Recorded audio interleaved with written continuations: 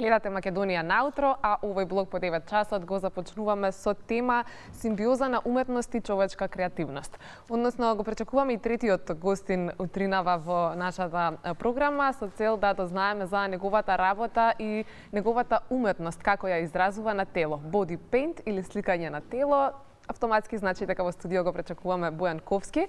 Благодарам за прифатената покана и што денеска ќе имаме можност да поразговараме за сето она што го правиш и што го пренесуваш на уникатен начин. Благодарам повторно што сум дел од вашата програма и што сте поддржувачи на тоа што го работам и навистина се трудите колку е можно повеќе да ја промовирате уметноста во државата. Навистина ми е драго што сум тука овај зутрин.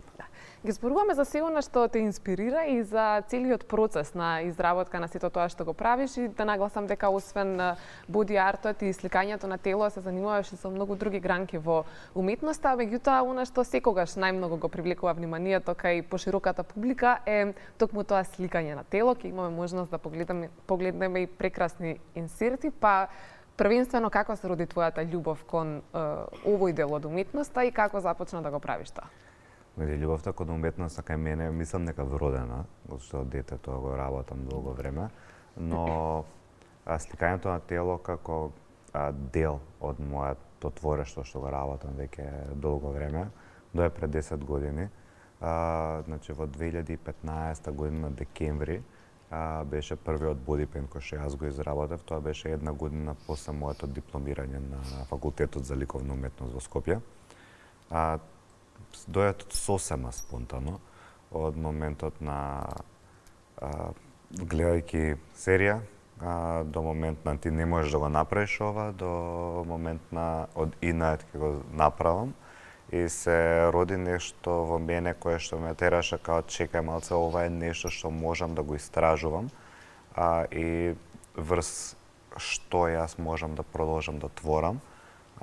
Така да ги разграничив двете гранки кои што ги работам. Едната е масно на платно, другата е сликањето на тело, така да се уште супер маневрирам, иако сакам да стигнам до момент каде што ќе ги спојам и двете и тоа ќе биде едно нешто кон кое што цело. Да, веројатно затоа и би било погрешно прашањето кое ти е подраго, но еве со одговорот дека сакаш да ги споиш, значи дека едноставно не можеш да се одлучиш. Што те инспирира кога почнуваш некој нов проект во однос на мотивите и темите кои ги избираш? Зависно во која фаза на сликање сум. Моментално сега новата изложба што ја спремаме за Body Paint, која што ќе се случи на 1 април наредната година, е инспирирана од моето творештво.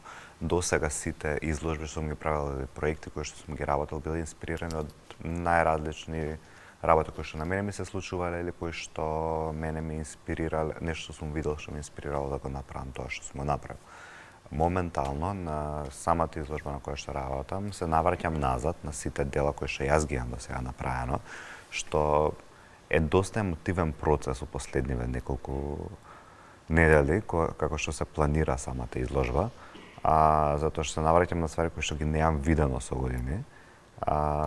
Така да е инспирацијата моментална ми е тоа што сум го направил, како да го обновам, да му дадам некој свеж дух и да го представам повторно пред публиката во тотално различно и ново издание. Кога ги гледаме фотографиите во однос на сликањето на тело, навистина е импресивно за тоа што се направени до најситен детал, па веднаш се намитнува прашањето колку време е потребно, секако во зависност од самата тема која што се насликува, меѓутоа како трае целиот процес од самата идеја па се до завршувањето на еден проект, ако може така да се каже, во однос на body art. Еден проект на body art се завршува многу брзо, од аспект на тоа е моментално сликање. Се слика во моментот, се работи, дур може да се работи на него, заради тоа што секој сликање на тело има лимит до каде можеш да одиш и каде мораш да престанеш со работа, заради тоа што сепак е човечко тело и е шминка која што не можеш премногу да наставаш на неја, заради тоа што ќе дојде до пукање, ќе дојде до технички проблеми во самиот бодипейнт. Кој е било најдолгото сликање до сега? Најдолгото сликање беше со Ангелина Китановска, која работевме за Кара изложбата, да, но не беше толку моментот на изработката на сликањето, туку беше редењето на цирконите кои што она ги имаше на неја. И тоа беше околу 11 часа го работевме, со тоа што сликањето се заврши многу брзо. Во рок од саат и пол, два имавме целосна подлога на самото тело и самото редење на цирконите што дојде после тоа, беше некои 10 часа каде што и јас и мојата асистентка и Ангелина како моделот на крајот бевме као добро да ја завршиме со ова. Иако тоа беше еден од најуспешните бодипейнти таа изложба, затоа тој бодипейнт заврши и на постерот кој што беше за изложбата и на сите промотивни материјали, исто така и на календарот како насловна страна, така да сум многу горд на истиот.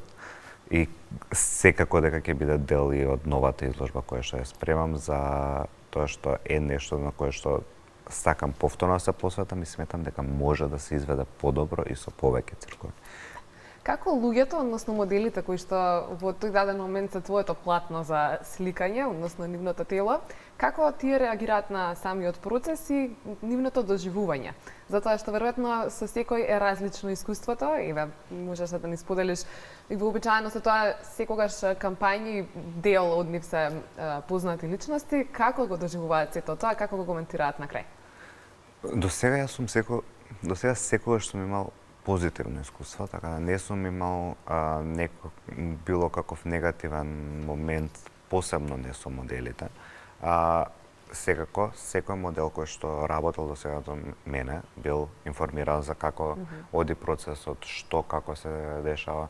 И на мене лично ми е многу драго дека, откако ќе започне процесот, како што тече времето на изработката, самите модели добиваат многу повеќе самодоверба и многу повеќе се опуштаат во тоа дека да, они не носат ништо на нив, дека тоа е само боја и има некој момент каде што се повеќе се сакаат себе си во своето тело, што на мене ми е многу драго што кај доста многу модели сум го предизвикал тоа чувство. Посебно на крајот на целото сликање и на целиот процес, каде што се као нависан не сметав дека ќе се чувствувам волку слободно, поради моментот дека неам алишта на мене, но ова изгледа како целосно да сум покриена, а сепак сум јас. Токму тоа е и следното прашање. Во однос на твојата порака која што сакаш да ја испратиш со овој дел од уметноста, сликањето на тело, затоа што еве последниве години актуелна е и темата секогаш на социјалните мрежи за body shame или себе прифаќање. Спомена самодовербата која што некако се зголемува кај моделите и по фотографиите можеме да забележиме дека има тела во различна форма и секој од нив изгледа уникатно и посебно на свој начин. Дали можеби тоа и се крие зад основната инспирација која што имаш, а тоа е да покажеш дека секое тело има своја убавина? Мојата основна инспирација во сето ова е актот. Како перманентен дел од сите дела до сега што ги имам работено на масо на платно, актот е главен, но актот таму не е прикриен. Во бодипейнтот е живоста на самото тело, иако самото дело кое што го творам се твори на телото. Мојата порака која што сакав да ја пренесам кон гледачите и кон ентузијасти кои што исто сакаат да го работат и кон колеги е дека секој треба да се чувствува слободно во своето тело. Никој од нас не е совршен, дури и најсовршените модели кои што ги гледаме и на Инстаграм, и на ТикТок, и на телевизија и сегде, имаат своји мани, кои што најчесто се прикриваат со фотошоп или со било што јас решив дека нема да го правам тоа на моите дела. Да, секако има одреден дел на преправки кои што се прават во постпродукција на една фотографија, за таа да изгледа како што треба да изгледа, да може да биде печатена како што треба да биде, но ништо круцијално околу телото и како тоа тело изгледа. Заради тоа што јас лично сметам дека секое тело е убаво, секој треба да се грижи за своето тело, без разлика на тоа како изгледа, и сите треба да пратиме моментот на како се храниме, што внесуваме во нас, како изгледаме и такви ствари, но не до степен дека сите треба да изгледаме исто. Никој не треба да биде сличен на никој друг, секој има своја убавина и секој човек носи нешто во себе кое што не може да биде представено според тоа како изгледа. Токму таа уникатност се забележува на секое твое дело од сликањето на тело, меѓутоа, ајде, што она што планираш за во иднина, на кои други проекти работиш во моментов, што се крчка?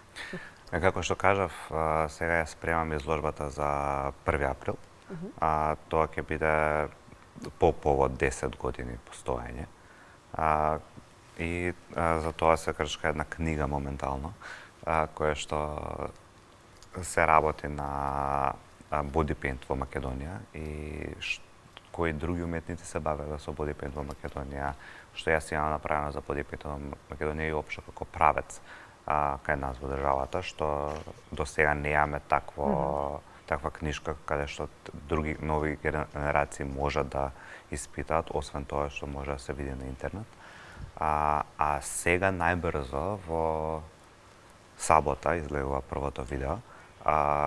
Работам на проект кој што е наменет за ноќ на вештирките, кој што е на 31 октомври, така дека има 20 видеа кои што ќе се објават од сабота до 31, после тоа ќе има дополнителни 10 видеа кои што ќе излезат од наредните 20 дена, од типот на како се направени самите изгледи и што е користено и како е користено.